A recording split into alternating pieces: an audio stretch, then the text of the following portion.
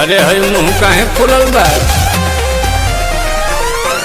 का भइल?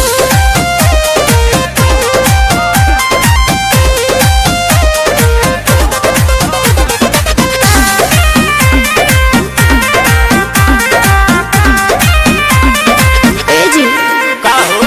हमसे सनाई न बेसन काहे ना सनाई?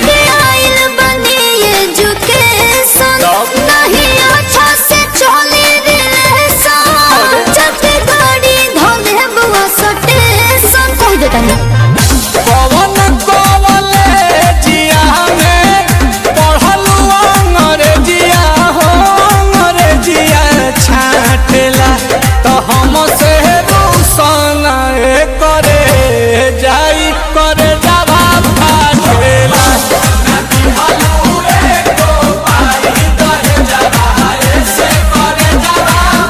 भाभी और मांगा दहेज चोरी करा के तुम ना देख लो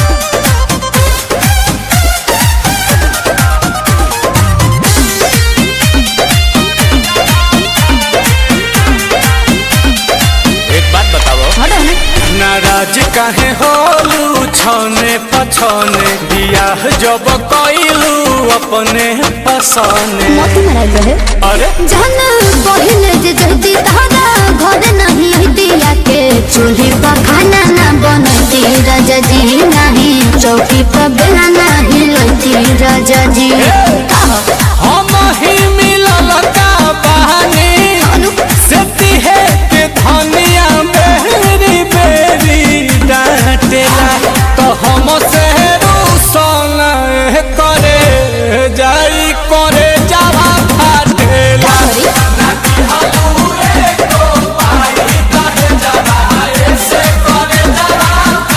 दिमाग मत गरम करो बुझाई हवो का खोइबू मीठा की खाटा मंगाही पानी पूरी किलो